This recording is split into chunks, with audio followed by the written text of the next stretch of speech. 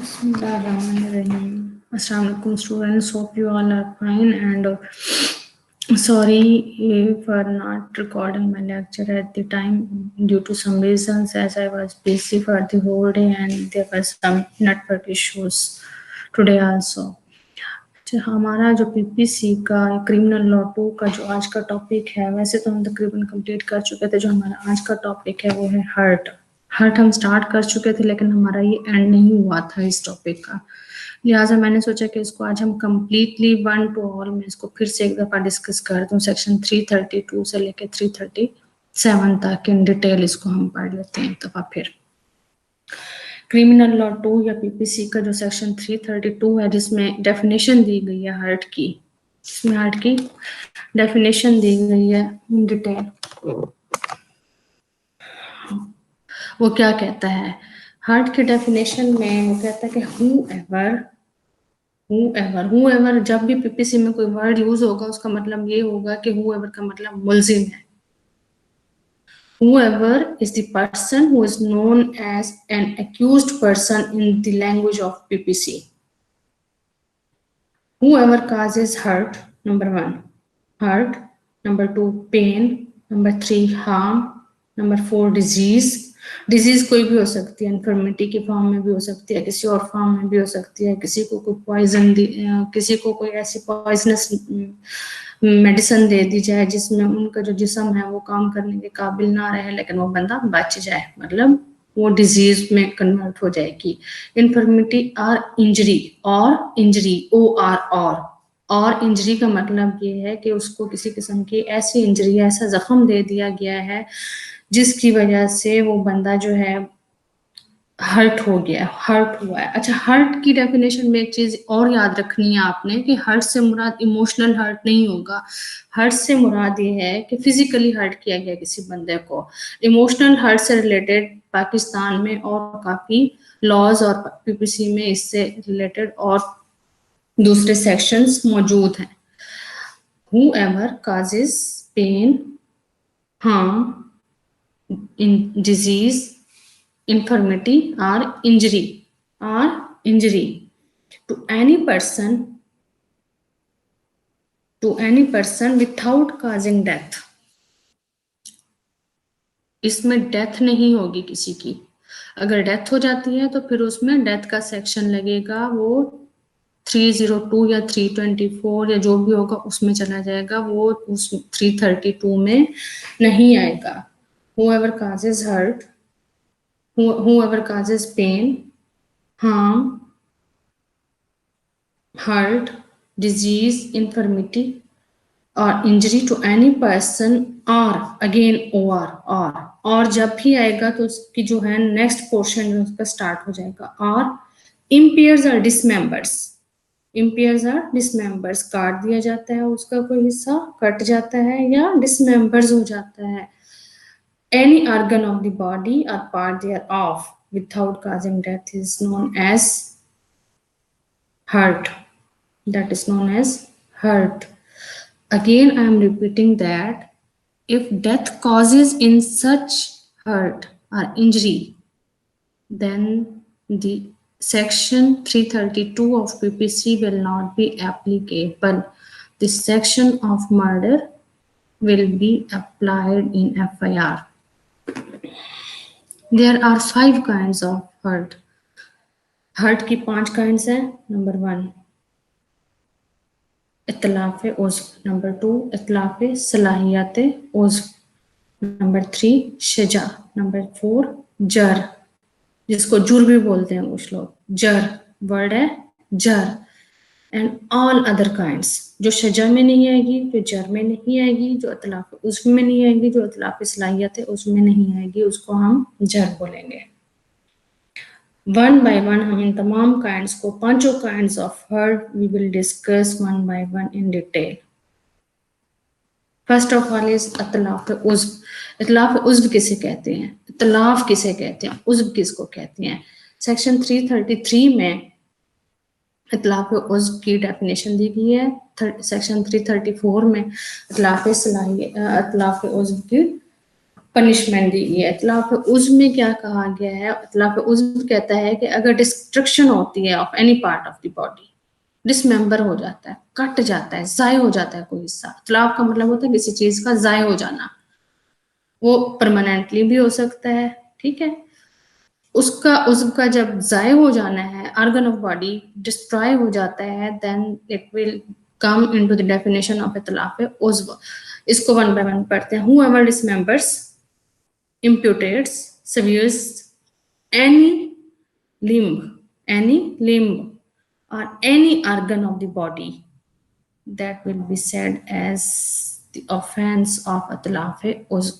अतलाफ उज़्व हो जाना, आंख का मुकम्मल तौर पर खत्म हो जाना, आंख का खत्म हो जाना, आंख नहीं देख सकती, आंख काम नहीं करेगी। अक्सर एफआईआर में पुलिस ये दफा नहीं लगाती, इसकी वजह ये है कि वो उसके साथ 337 या कोई इस तरह के कोई 334 लगाती है, 333 नहीं लगाती। उसमें 334 इसलिए लगाती है कि उसमें वो पनिशमेंट दी गई है, 333 नहीं लगाती। आप जितने भी पीपीसी की जितने भी एफआईआर्स में देखेंगे सेक्शंस वो लगे हुए होंगे जिनमें उनकी पनिशमेंट्स मेंशन होंगी, ना कि उनकी डेफिनेशंस होंगी। डेफिनेशन जो है that is the main function of the lawyer to argue and to define before the court and to prove that whether this section attracts this offence or not.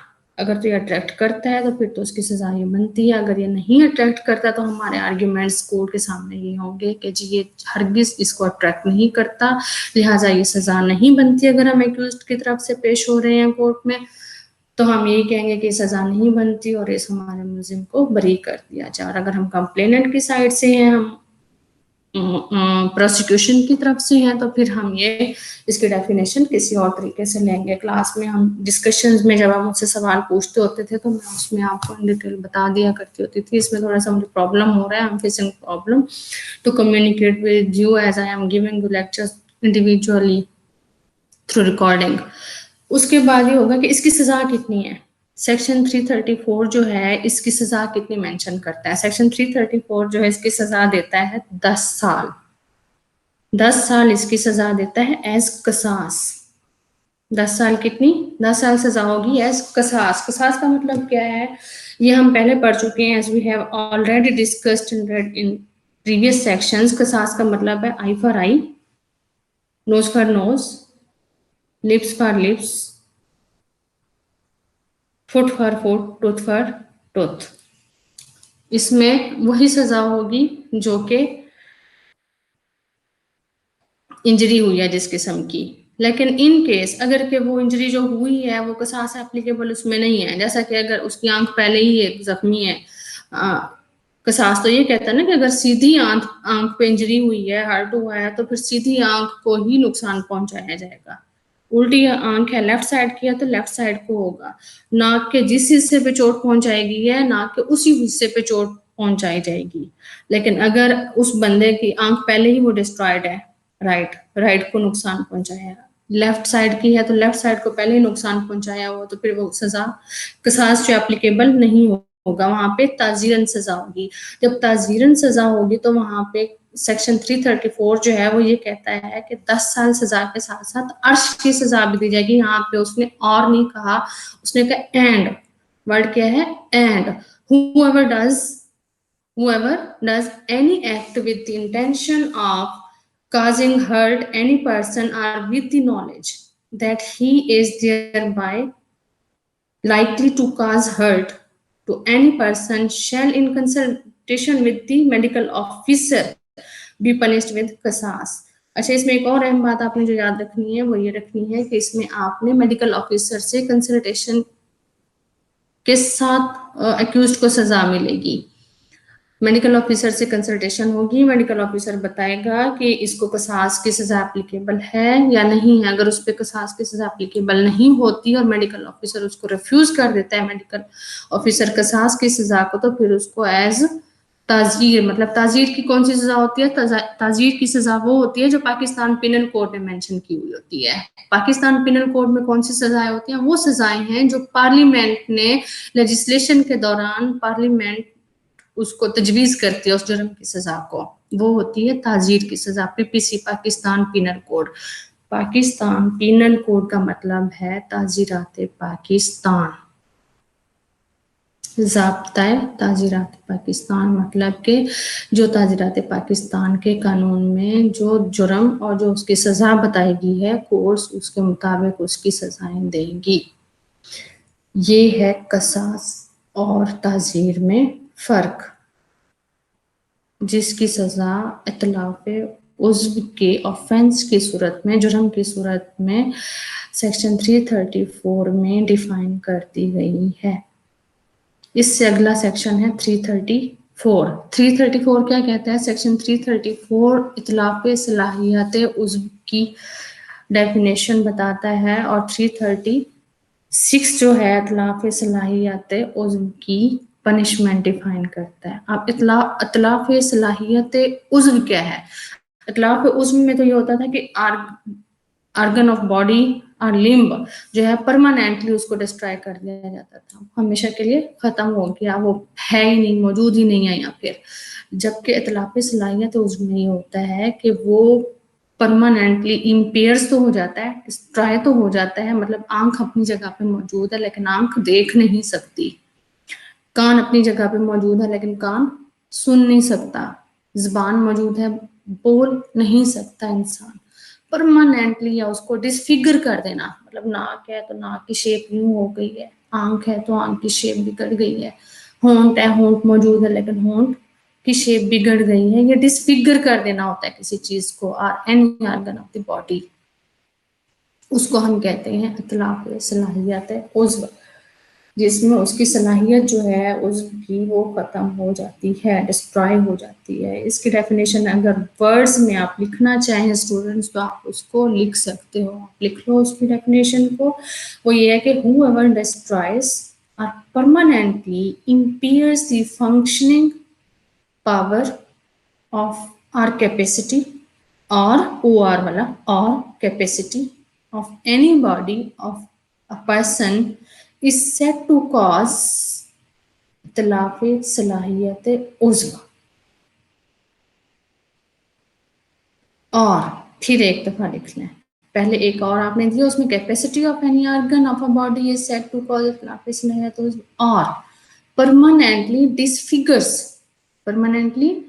disfigures any organ of a body that is said to cause the offense of इतलाफ़ सलाहियत उज़्व। जैसे मैंने आपको अभी example दिया है कि नाक अपनी जगह पे मौजूद है लेकिन वो डिसफिगर हो गया, आंख अपनी जगह पे मौजूद है लेकिन वो डिसफिगर हो गई है, इसी तरह इसको भी इतलाफ़ सलाहियत उज़्व की डेफिनेशन में दिया जाएगा। This is the second kind of hurt. First one was इतलाफ़ उज़्व, जिसमें उसको उज़्व की जो उज़्व जो था वो मुकम्मल तौर पर डिस्ट्रॉय हो चुका था। अब इसमें क्या सजा है? इसकी सेक्शन 336 में 335 में तो इसकी डेफिनेशन होगी ऑफेंस की। 336 कहता है कि इसकी सजा जो है उतनी ही है जितनी कि 334 इतलाफ़ उज़्व, मतलब the same punishment as has been mentioned in case of इतलाफ़ उज़्व, मतलब under section 334 of PPC has been mentioned, ये इसकी सजा होगी। नेक्स्ट जो है वो इन डिटेल है सजा की मजीद काइंड्स हैं जो दी गई हैं, इसमें बता दी गई हैं। सेक्शन 337 जो है, सेक्शन 337 जो है वो इन डिटेल बताता है काइंड्स तमाम, और जुर जो है, जुर में भी या जर जिसको हम बोलते हैं उसकी डेफिनेशन जो है वो भी इन डिटेल बता दी गई है। इसमें क्या है? सजा में सजा कहता है कि सजा में ऑफेंसेस कौन से आएंगे? सबसे पहले वो ऑफेंसेस होंगे जो नेक से ऊपर ऊपर, मतलब ये जो है हेड एंड फेस, ये ऑफेंस, ये हर्ट इंजरीज जो होंगी that will be considered in सजा में आएंगी, सजा के ऑफेंस में डिफाइन की गई है। सजा की मजीद आगे सब काइंड्स हैं या टाइप्स जिनको आप कह सकते हैं, वो हैं जिनको मैं वन बाय वन डिफाइन करना चाहूंगी। सजा, whoever causes hurt on the face or the head, of any person, face and head of any person is known as शजा। शजा की पहली जो काइंड होगी वो है शजा खफीफा। खफीफा, वर्ड खफीफा खुफिया से निकला हुआ है, जिसमें कोई चीज जो है जाहिर नहीं होती, एक्सपोज नहीं होता, कुछ बोन है वो छुपी हुई है, नजर नहीं आ रही। स्किन जो है वो डैमेज होती है, लेकिन उसमें फ्लैश मतलब जिसको गोश्त बोलते हैं इवन देन के, वो भी उसमें डिस्ट्रॉय नहीं होता, शजा खफीफा होती है। मतलब without exposing bone, whoever causes injury to any person without exposing bone, that is called शजा खफीफा। शजा खफीफा की मैं आपको हर सेक्शन, हर काइंड ऑफ शजा जो है, हर काइंड ऑफ हर्ट जो है, उसके साथ साथ डेफिनेशंस बता दूंगी। जबकि पीपीसी की जब आप बुक खोलेंगे, मेरे पास इस टाइम बुक मौजूद नहीं है, वरना मैं उसमें आपको सारे सेक्शंस जो है वन बाय वन बता देती। आप इसमें देखेंगे कि हर पहले इनकी सारी डेफिनेशंस दे दी गई हैं, उसके बाद जो है इनकी सारी सजाएं मेंशन कर दी गई हैं, लेकिन मैं आपको इनके साथ साथ इनकी सजाएं भी बताती जाऊंगी। शजा खफीफा जो है, इसकी सजा 2 साल है। शजा खफीफा की सजा 2 साल एज ताजीर है। ताजीर मीन जो पार्लियामेंट ने इसमें मेंशन कर दी है वो सजा होगी। शजा खफीफा mean the punishment of imprisonment for a term of 2 years which may be extend, मतलब this is the discretion of the court। discretion of the court का मतलब यह है कि कम अज कम एटलीस्ट 2 साल से कम नहीं कर सकती कोर्ट सजा, 2 साल लाजमी देगी, 2 साल से ज्यादा कर सकती है उसको सजा। अगर होता है कि मैक्सिमम अगर वर्ड यूज होता है, तो मैक्सिमम का मतलब ये होता है कि 2 साल से ज्यादा नहीं जा सकती, 2 साल से कम पे सजा हो सकती है उसको। यहाँ पे क्या है, कम से कम 2 साल एज ताजीर उसकी सजा होगी। नेक्स्ट जो है उसका शजा की नेक्स्ट काइंड जो है वो है शजा मौदिया, जिसको मौजिया भी बोलते हैं कुछ लोग। ये अरबी का एक लफ्ज है जिसको हम ज़्वाद को दूसरी उसमें प्रोनाउंसिएशन में बोलते हैं, जैसे मौजिया को हम मौदिया कहते हैं। शजा मौदिया, यहाँ पे क्या होता है कि यहाँ पे हड्डी नजर आ रही होती है, लेकिन वहां पे बोन का फ्रैक्चर नहीं होता। Without causing fracture by exposing bone but without causing any fracture to the bone, that is called शजाए मौदिया। शजाए मौदिया में हड्डी नजर नहीं आएगी। मतलब सपोज अगर मेरे हाथ को यहाँ पे कोई चोट आई है, इंजरी आती है, सॉरी हाथ तो नहीं, शजा में तो फेस आता है। फेस में अगर मेरे फेस पे किसी किस्म की कोई इंजरी आती है, तो पहले में क्या हुआ था कि मेरी स्किन रप्चर हो गई थी, लेकिन मेरा जो फ्लैश था या मेरी जो हड्डी थी वो नजर नहीं आ रही थी। उसमें नेक्स्ट में क्या हुआ, मोदिया में ये हुआ कि फ्रैक्चर नहीं हुआ, लेकिन उसमें हड्डी नजर आ रही है। और इसमें सजा कितनी थी, 5 साल की सजा थी। कितनी सजा थी, 5 साल, 5 इयर्स। मतलब हड्डी नजर नहीं आएगी, हड्डी नजर आएगी लेकिन उसमें फ्रैक्चर नहीं होगा। थर्ड वन इज हाशमिया। हाशमिया में क्या होता है कि इसमें फ्रैक्चर भी होता है और इसमें डिसलोकेट भी होती है हड्डी। हड्डी क्या होती है इसमें, डिसलोकेट होती है। डिसलोकेट सॉरी नहीं होती, इसमें डिसलोकेट नहीं होती। शजा हाशमिया में डिसलोकेट नहीं होती। बोन जहां हड्डी थी ये वहीं पे मौजूद है, हड्डी अपनी जगह पे मौजूद है, लेकिन ये फ्रैक्चर हो गई है, तो टूटी नहीं है। प्रॉपर तौर पर ये पूरी तरह से हड्डी टूटी नहीं है, जस्ट फ्रैक्चर हुआ है। एक होता है चीज का टूट जाना, एक है जस्ट फ्रैक्चर हो जाना, लेकिन अपनी जगह पे मौजूद रहना उसका। यहाँ पे फ्रैक्चर हो गया, यहाँ पे फ्रैक्चर हो गया, यहाँ फ्रैक्चर हो गया, लेकिन हड्डी जो है वो अपनी जगह पे मौजूद है। दैट इज हाशमिया। हाशमिया की जो सजा है वो 10 साल होगी। हाशमिया की सजा कितनी होगी, 10 साल। खफीफा की सजा कितनी थी, 2 साल। मौदिया की सजा कितनी थी, 5 साल। हाशमिया की सजा कितनी है, 10 साल। नेक्स्ट है मुनाकला। मुनाकला क्या है, इसमें हड्डी जो है फ्रैक्चर, बोन फ्रैक्चर होगी, by fracturing bone, by fracturing bone and dislocating the bone, मतलब इसमें हड्डी टूट भी गई और डिसलोकेट भी होगी, मतलब अपनी जगह पे अब हड्डी नहीं रही, हड्डी पीछे की तरफ चली गई, हड्डी बाहर की तरफ आ गई, या अपनी जगह पे वो नहीं एग्जिस्ट करती, दैट इज शजाए मुनाकिला। क्या है ये? शजाए मुनाकिला। शजाए मुनाकिला में the bone will dislocate and fracture, हाशमिया में bone will not dislocate but it will be fractured. That's why the punishment of Munakla is more than the Hashmia. हाशमिया में क्या थी सजा? 10 साल थी, और मुनाकला में क्या है सजा? इसमें भी गलत हो गया मुझसे सारा।